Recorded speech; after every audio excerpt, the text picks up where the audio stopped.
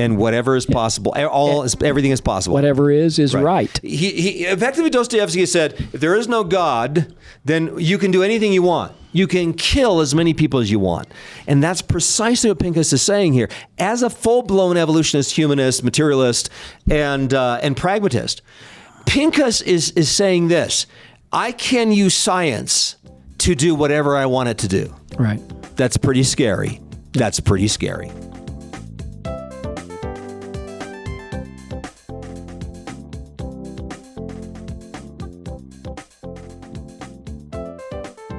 And welcome, my friends, to the Generations broadcast. Kevin Swanson with you as well. Bill Jack from Worldview Academy in studio, and Adam McManus, our host on theworldview.com. Our update on news from around the world that we air on a weekday basis using a distinctly biblical worldview perspective. And this is our Worldview in News Review program. Adam, welcome to the studio out here in Colorado. You're still down in Texas. Yes, sir. Thank you. Well, today, I want to grab a segment of what the President of the United States said was it yesterday? This clip is super interesting. I had a hard time finding it. It was Fox and Friends. And this particular YouTube comes from Access Hollywood, I believe, but it has a fuller version of what he said. He said he wants to get to heaven if possible, which is super interesting. Franklin Graham had a comment to say on this, and I want you to bring that in just a moment. But let me air this. The President of the United States commenting on his efforts to establish peace between Ukraine and Russia. And then he had a sideline. The thing I like about the president is that he speaks his mind. The thing that I don't like about the president is he speaks his mind. Yeah, exactly. It's almost like what you see is what you get. With the President of the United States. The President's son, shortly after the assassination attempt back in August of last year, the President's son noted that, quote, "My father has been humbled by the near miss." And there is this sense, the President of the United States really has a strong sense that there is a God and he's heading towards Judgment Day. I believe that about the President of the United States. It's as if he's in this mode at which he's trembling. Felix trembled. He says, I really want to hear more of this to the Apostle Paul, right? And then was it Agrippa or somebody else who said, almost thou persuadest me to believe. And that seems to me to be about where he is. Folks, listen to this segment from Donald Trump just a day or two ago. Wants to get to heaven if possible. 7,000 people a week from being killed. I think that's I want to try and get to heaven if possible. I'm hearing I'm not doing well. I hear I'm really at the bottom of the totem pole. But if I can get to heaven, this will be one of the reasons. Okay.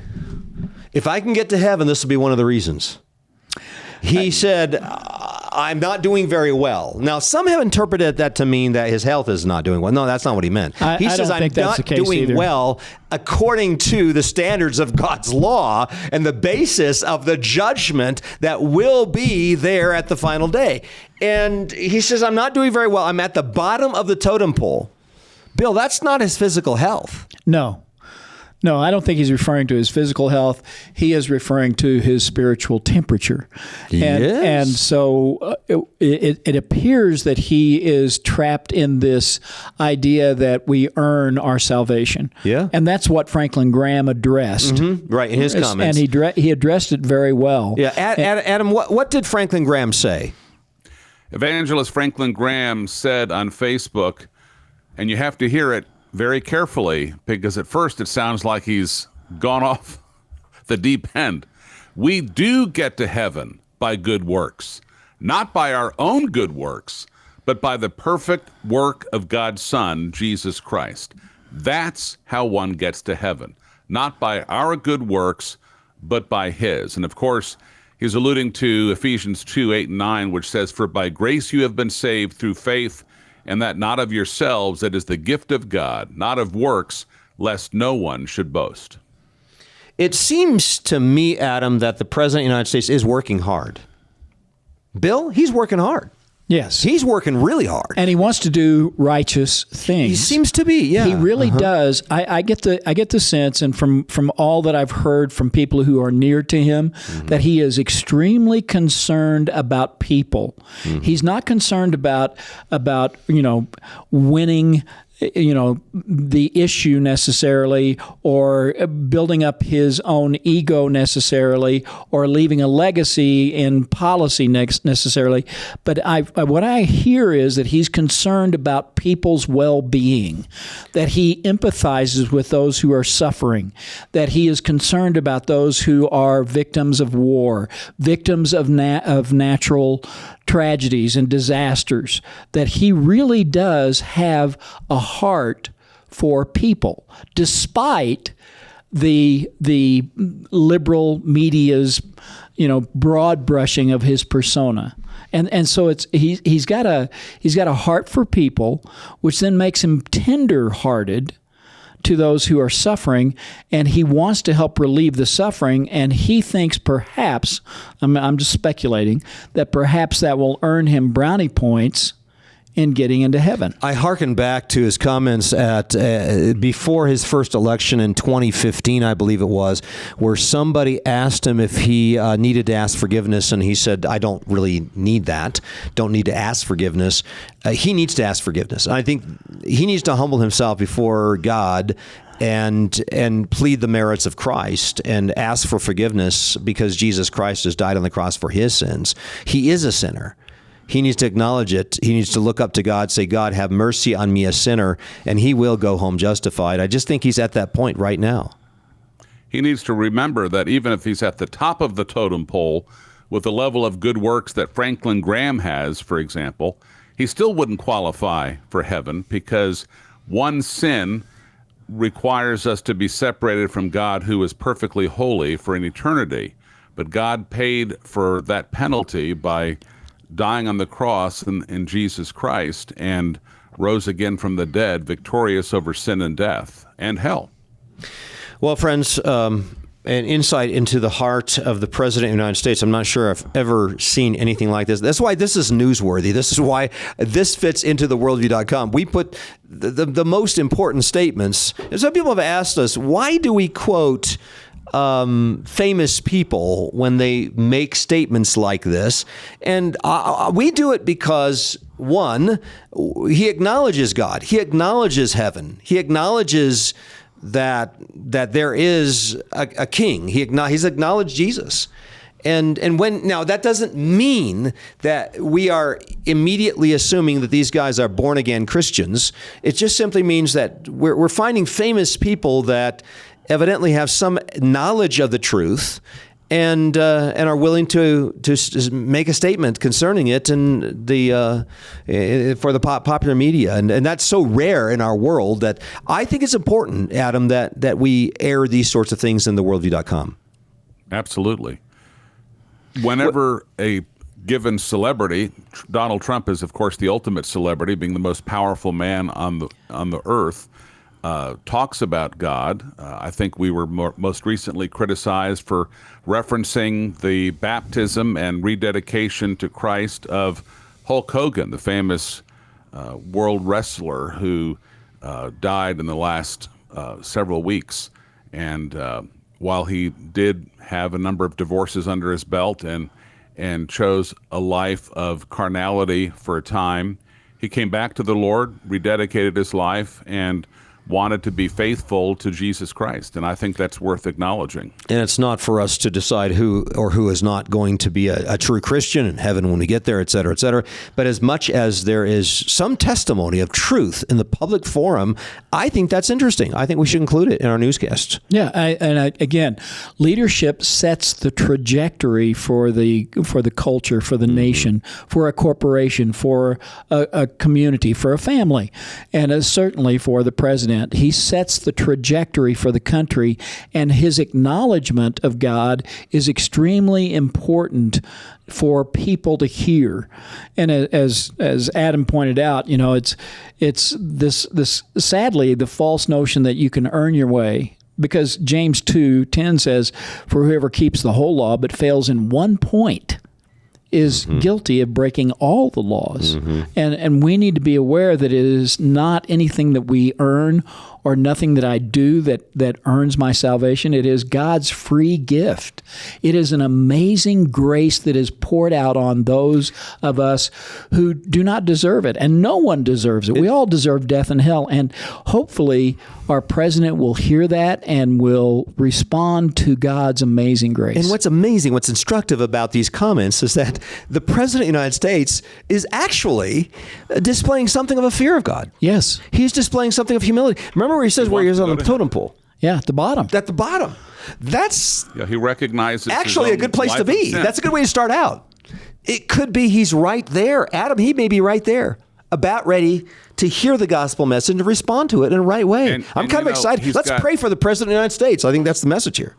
He's got some great people around him, like Pastor Robert Jeffress of Dallas First Baptist Church, who could not be more clear about what the gospel is, what the good news is, and people like that, and Franklin Graham, of course, who and Pete Hegseth have been standing alongside Donald Trump for years.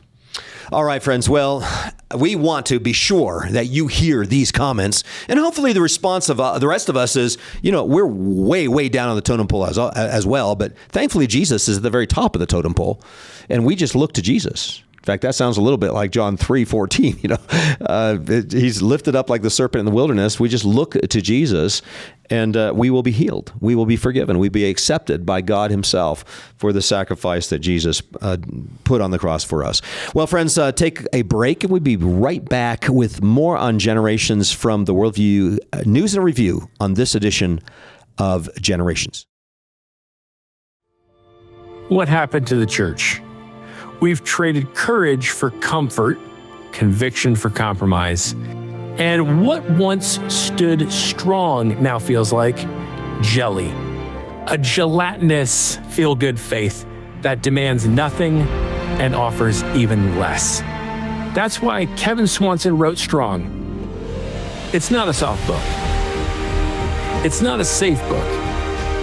To anyone tired of the lukewarm, the flabby, the fake, this is a call to real strength, strong grace, strong gospel, strong Savior for those ready to stand firm and strengthen what remains.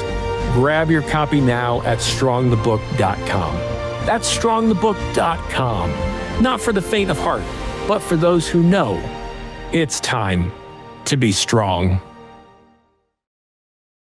And we are back on Generations. Kevin Swanson with you. My friends, Bill Jack, Adam McManus, with me on this edition. And we do Worldview News and Review on this segment simply because, well, there's more to comment on. We can't fit everything into 5 to 7 minutes on a daily basis. Hopefully everybody is getting the worldview.com on a daily basis. But we want to talk about it. These are stories that have legs to them. And this story that you aired, I'm going to say on Monday of this week, very interesting, where a woman is suing a Marine or another man allegedly for poisoning her drink with 10 abortion pills in order to, I guess, knock off her child, to kill a child. Right. Leanna Davis is her name, a Texas woman. She had apparently a one-night stand with Christopher Cooprider, a 34-year-old Randy U.S. Marine who impregnated her. She was 8 weeks pregnant. She told him about the baby. He said, get rid of it, referring to the baby as a thing, not as a person. Don't get rid of the baby, but get rid of it. He introduced her to the idea of taking the abortion pill multiple times. He even purchased them through a company called Aid Access, where they can just simply, as we've talked about many times, mail without any in-person visitation with a doctor or a health professional, mail an abortion pill for a do-it-yourself abortion at home to the Christopher Cooprider. He invited her, urged her to take the pills, and he said, you'll have some hemorrhaging, a little pain, but it'll be gone. And I thought what he said was particularly ironic. He said, we're not in love. It would be messed up to bring a child into the world without both parents raising them. Well, they already are bringing a child. They already did bring a child into the world. The child is in her womb, 8 weeks along in gestation, and now he wants to kill the child. But when she forcefully said no multiple times. He decided to take matters into his own hands, spiked her drink. And what is especially egregious about that particular evening was that he pleaded with her to consider kind of reconnecting and almost implying that maybe he did love her after all, and maybe they could raise this child, or he would at least be a part of her life and give child support, etc. Yeah. Let's just have a cup of tea. And it was a moment of reconnecting. And it was in that very cup of tea, when her back was turned, that he emptied the contents of 10 abortion kill pills. And within 30 minutes, she started hemorrhaging badly. He literally, like the coward he is, ran.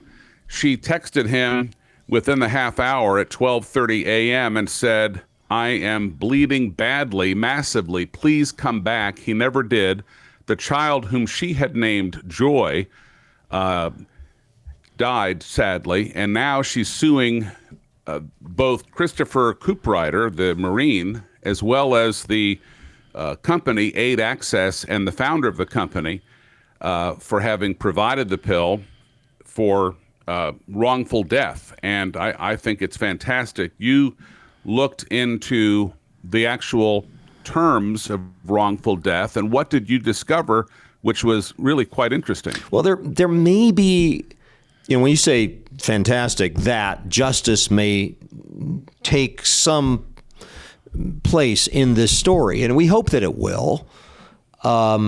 There's so little justice for these babies who are slaughtered by the millions across this country in any given year.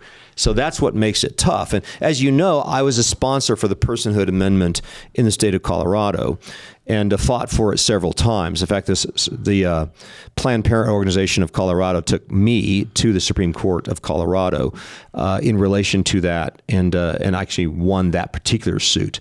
But here we have a wrongful death lawsuit, and the wrongful death lawsuit acknowledges the human beingness or the personness of the baby. Right. Which no other state will do that. As far as I know, the Personhood Amendment has not made it into a single state. South Carolina's trying it. Mississippi has tried it. Other states have tried it. Colorado, we never got more than 30%. I mean, it's just a sad thing. But I just felt it was important. It was symbolic. It was a battle that I wanted to be a part of years ago, and I was one of the sponsors of the initiative referendum. So as defined by the legal dictionary, a wrongful death is the death of a human being as the result of a wrongful act of another person. Such wrongful acts include negligence, like careless driving, and intentional attacks, just an assault or a battery, a death in the course of another crime, vehicular manslaughter, or even murder. So any of these could involve a wrongful death lawsuit. And so some of the states, a fair number of the states, actually do allow for wrongful death lawsuits, while at the same time not acknowledging the personhood of the child in a criminal trial. So in a civil trial, they acknowledge the wrongful death of the child as a person.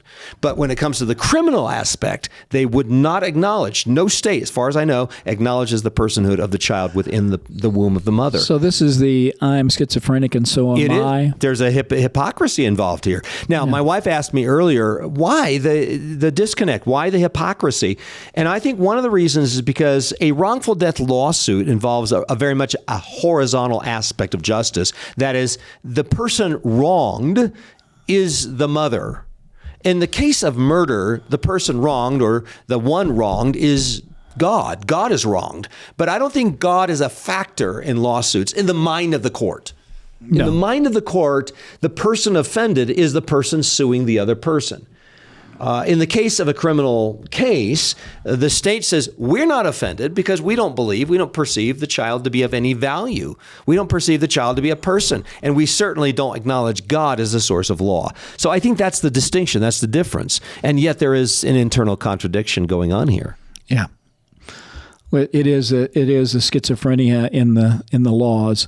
For example, a mother who's pregnant who is abusing drugs can be hauled into court for, abusing the unborn child. Mm-hmm. But if she were to abort the child the day before she enters court, then she would be off the hook, right? Well, there's been a couple of cases like this, Adam, where the court did award compensatory damages. And the Gosnell case, remember Kermit Gosnell? Yes. In Pennsylvania. Yeah, there was a wrongful death lawsuit involving the death of one fetus, and it resulted in about $4 million in compensatory damage awarded.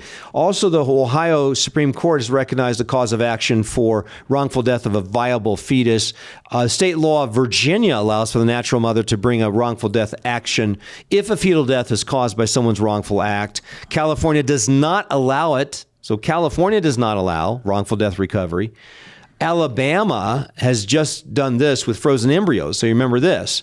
The Supreme Court of Alabama held that frozen embryos can be considered minor children under Alabama's wrongful death statute. Also in Florida, in 2024, just last year, Florida passed a bill expanding wrongful death claims to include unborn children. So most definitely it's happening around the country.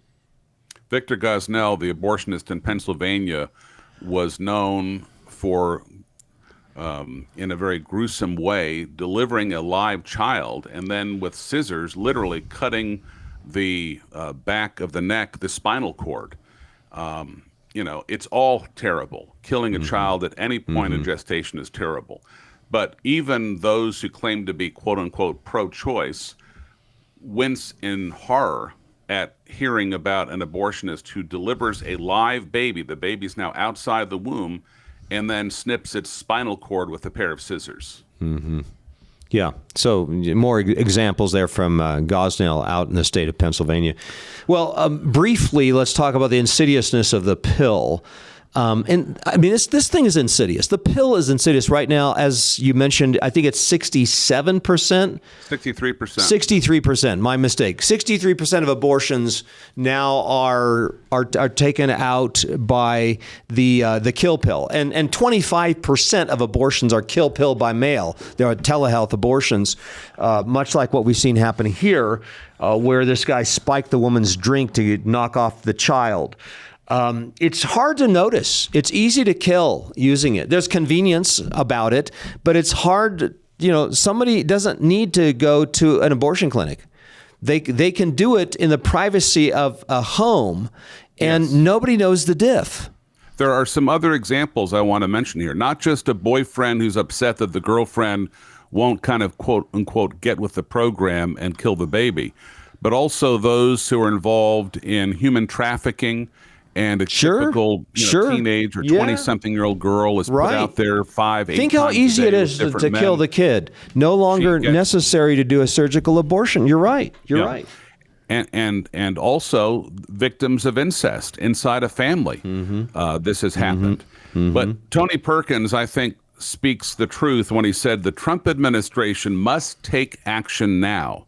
1 in 10 women suffer severe complications. This is even the majority, of course, including those women who choose to take it voluntarily. 1 in 10 women suffer severe complications from the abortion pill.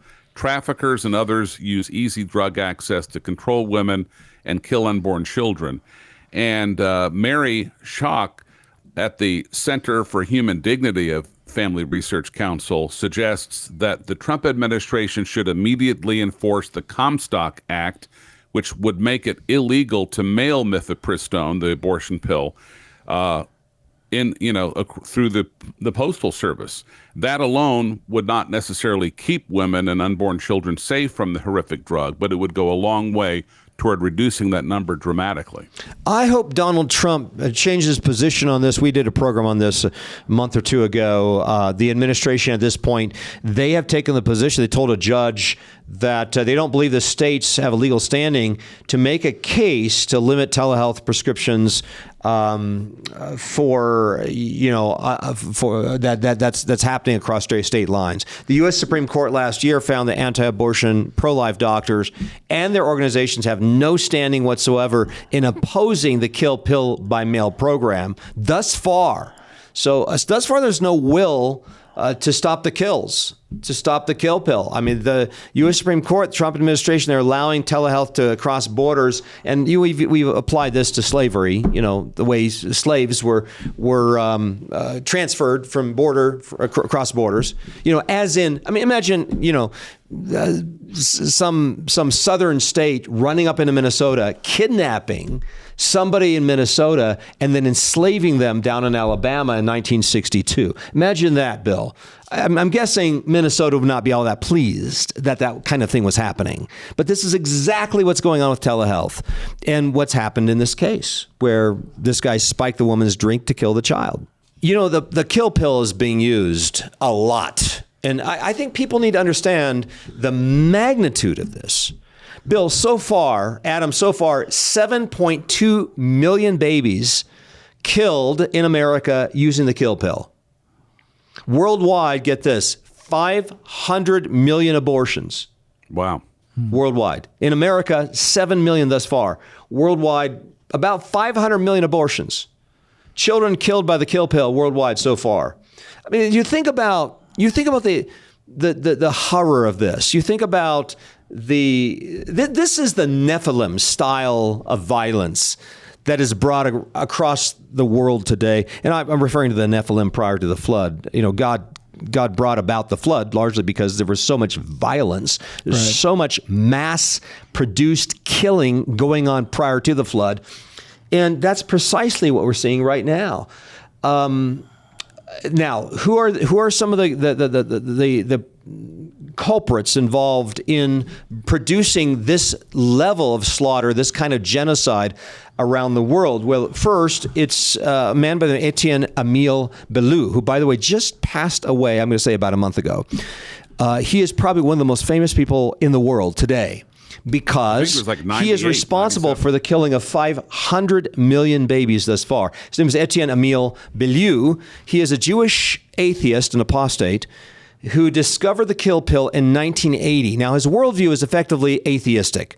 He was raised Jewish, but he turned away from any sense of the existence of God. He denied God. He believed that we live in a fatalistic world. So one of his famous quotes refers to fatalism.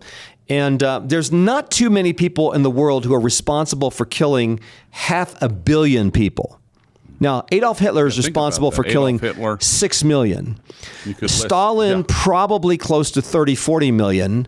And I'm going to say that Mao Zedong is probably responsible for the killing of, somewhere in the neighborhood of 80 to 100 million people. But we're looking at a Jewish atheist apostate by the name of Etienne Emile Bellou, responsible for the killing of 500 million babies since 1980 when he discovered the pill. And very few people know his name. Oh, I know, which is really interesting because I would say quite a few other people know who Stalin is.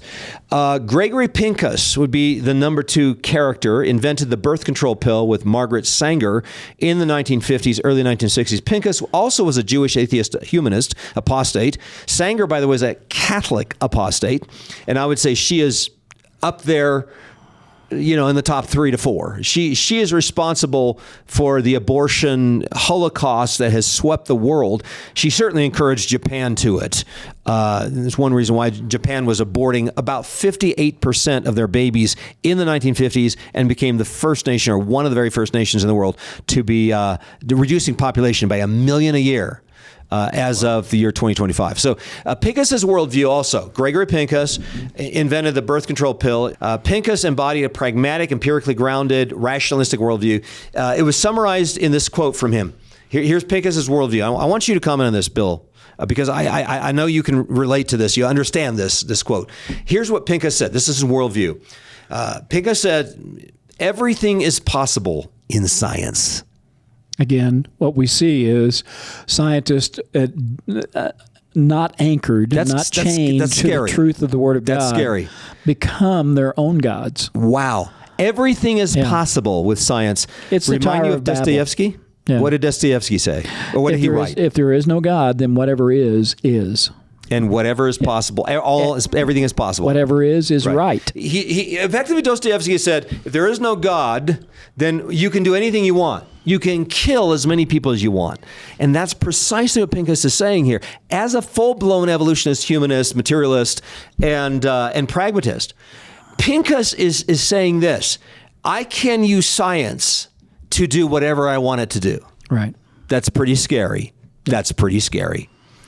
And so your top notch, most influential baby killing people in the world are going to be Etienne Emile Belieu, Gregory Pincus, Margaret Sanger, obviously.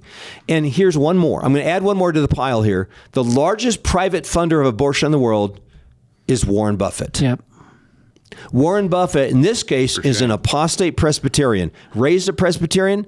He's an apostate Protestant Presbyterian. Very dangerous man. Extremely dangerous man. Asked in 1997 if he's a supernaturalist, materialist, a believer, non-believer. He responded on a postcard with one word: agnostic, meaning that he abandoned God and he's doing whatever he wants to do now. So what's the common denominator in all these, Bill? Apostate Catholics, Jews, Presbyterians, they've abandoned God and they've turned rabidly humanist, materialist, naturalist, anti-supernaturalist in terms of their worldview, and they've become some of the most dangerous men who have ever lived. Now, this is my point I've made in my book, Apostate, The Men Who Destroyed the Christian West. This, my friends, is probably the most radical demonstration of what the modern Nephilim have done by turning away from God and turning man into God. And these are the results. Bill, dangerous stuff here. It is. It's almost mind-boggling to consider how many people have died as a result of an idea. Wow. And ideas do have consequences. Good ideas, excellent consequences. Bad ideas, victims.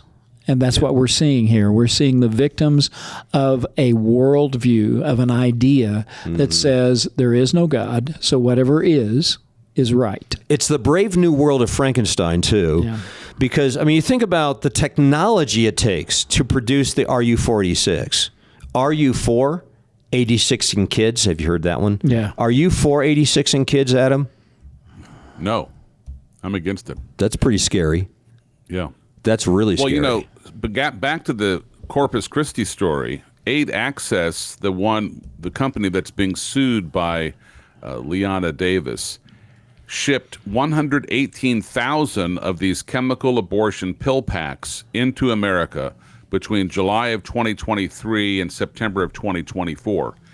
I think if this lawsuit is successful, not only against the Randy Marine, but more importantly against Aid Access, that if we can hold the distributors of the abortion kill pill legally accountable, that there might be, a sense of momentum in the pro-life movement to bring down those numbers from 63% of women who want to abort using the kill pill, down much more dramatically, saving hundreds of thousands of lives.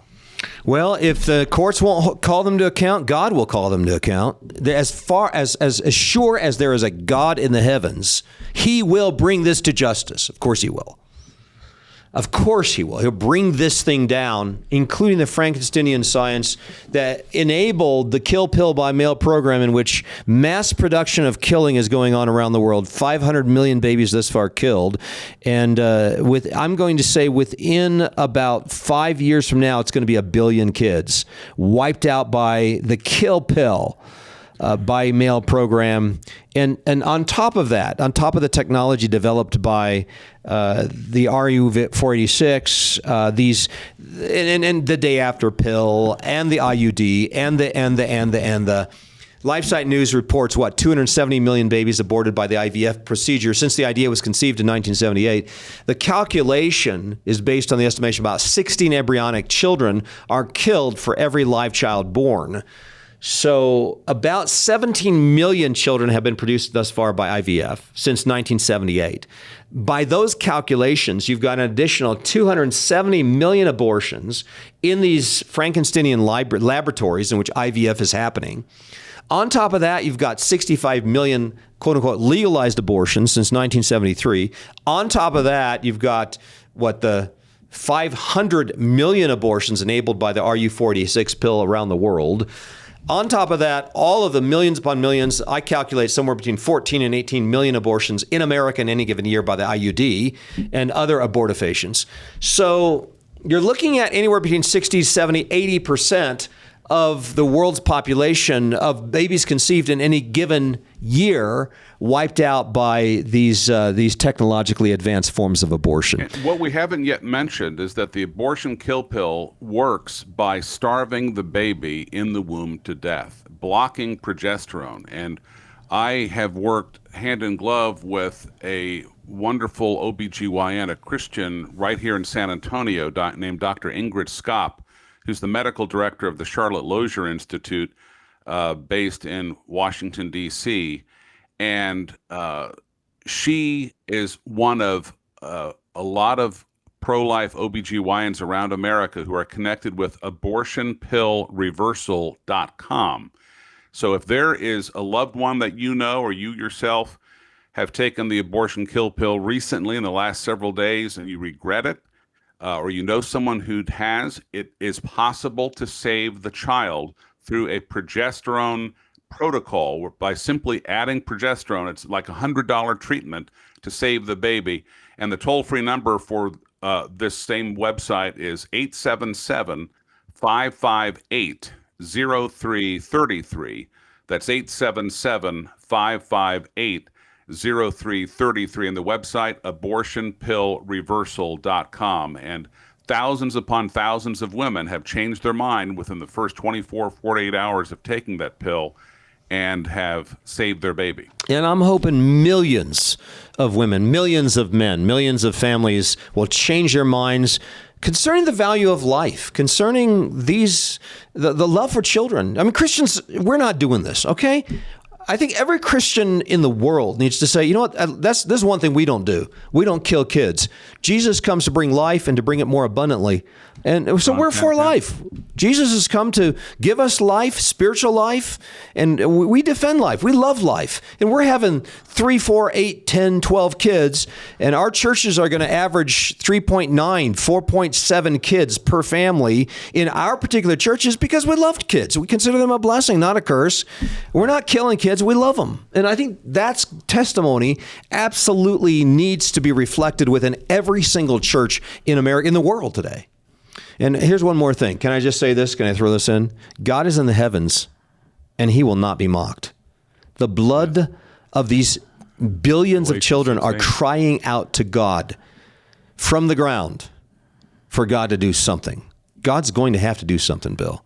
Yeah. He's going to have to do something. You know he will. God loves mercy, and of course, he is committed to justice. Yeah. It's a both and. His long-suffering patience will come to an end at some point. Mm-hmm. Well, that wraps up this edition of the Generations broadcast, my friends. Bill Jack, as well, Adam McManus on this segment. Thanks, guys. Appreciate it. And I encourage you folks to my book, Apostate, The Men Who Destroyed the Christian West, to better understand these ideas that have brought such devastation to the whole world.